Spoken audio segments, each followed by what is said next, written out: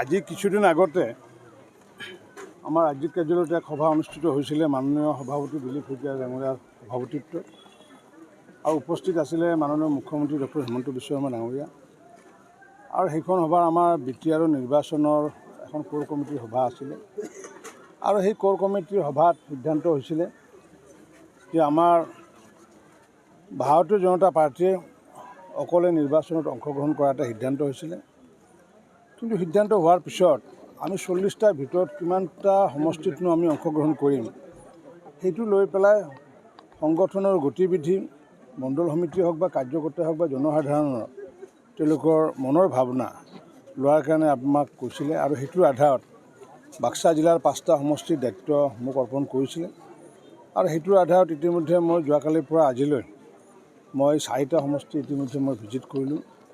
মই আমাৰ মথনগুৰি সমষ্টি, শালবাৰী সমষ্টি, ককিলাবাৰী সমষ্টি, দিহিৰা সমষ্টি আৰু আবেলিৰ ভাগত আমি যি মচলপুৰ সমষ্টিত আমি সভা ৰাখিছোঁ আৰু এই সভাত ভাৰতীয় জনতা পাৰ্টীৰ কাৰ্যকৰ্তাসকলে বাক্সা জিলাৰ 5টা সমষ্টিতে অকলে নিৰ্বাচনত অংশগ্ৰহণ কৰাৰ কাৰণে মত পোষণ কৰিছে আৰু মই তেওঁলোকক কৈছোঁ যে আপোনালোকে সংগঠনৰ যি স্বাস্থ্য সেই স্বাস্থ্যৰ অকণমান গতিবিধি লক্ষ্য ৰাখি এই প্ৰতিটো বুথত যাতে আমাৰ কাৰ্যকৰ্তাসকলে যাতে গৈ 23 তাৰিখৰ পৰা যাতে সভা কৰে তাৰ কাৰণে আজি নিৰ্দেশ প্ৰদান কৰিছোঁ আৰু তাৰে পৰৱৰ্তী সময়ত 20 দিন পিছত তাৰে পৰা যি ৰিজাল্ট আহে সেইটো ৰিজাল্টৰ আধাৰ হিচাপে লৈ আমি আমাৰ কৰ্ণধাৰ সমিতিত আমি উত্থাপন কৰিম আৰু কৰ্ণধাৰ সমিতিয়ে এই 5টাৰ ভিতৰত যেতিয়া সমষ্টি নিৰ্বাচন খেলাৰ সিদ্ধান্ত গ্ৰহণ কৰে সেইটো সিদ্ধান্ত চূড়ান্ত সিদ্ধান্ত হ'ব।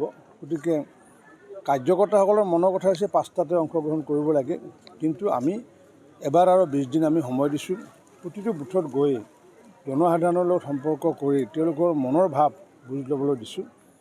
মই ভাবোঁ জনসাধাৰণে আগন্তুক দিনত মাননীয় প্ৰধানমন্ত্ৰী মোদী ডাঙৰীয়াৰ লগত মাননীয় মুখ্যমন্ত্ৰী ডক্টৰ হিমন্ত বিশ্ব শৰ্মা ডাঙৰীয়াৰ লগত থাকিব।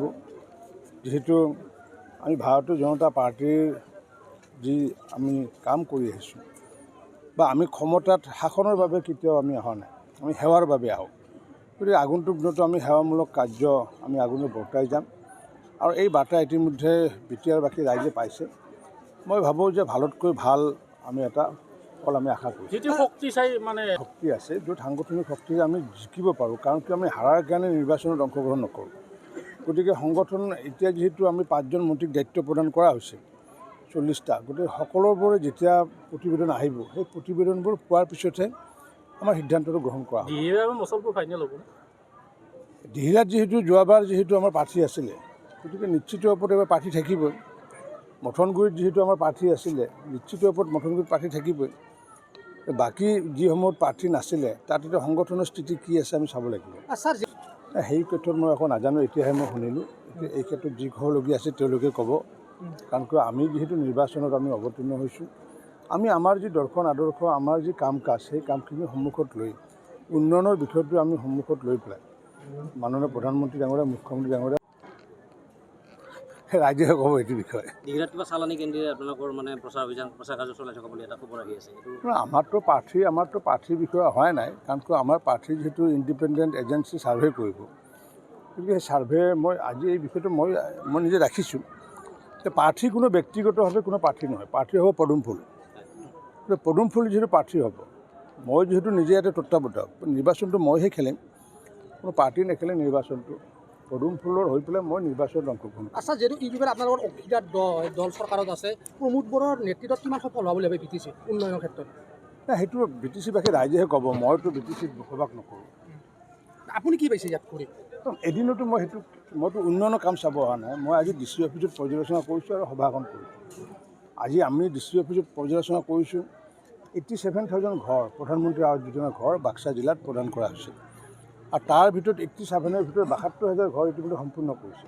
গতিকে প্ৰধানমন্ত্ৰী আৱাস যোজনাৰ ক্ষেত্ৰত আমি সফল হৈছোঁ। 88,000 মহিলাক আমি মাননীয় মুখ্যমন্ত্ৰী ডাঙৰীয়াই যি লাখপতি মহিলা বনোৱাৰ কথা কৈছে, 88,000 মহিলাক আমি লাখপতি মহিলা নিৰ্মাণ কৰাৰ কাৰণে প্ৰয়াস চলাইছোঁ আৰু ইতিমধ্যে তেওঁলোকৰ নামসমূহ অন্তৰ্ভুক্ত হৈছে। আগন্তুক দিনত অৰুণোদয় দিয়া হোৱা নাই, অৰুণোদয় দিয়াৰ কাৰণে প্লেনিং আমাৰ আৰম্ভ হৈছে, কাৰণ কিয় আগতে BTADত অৰুণোদয় দিয়া হোৱা নাছিলে।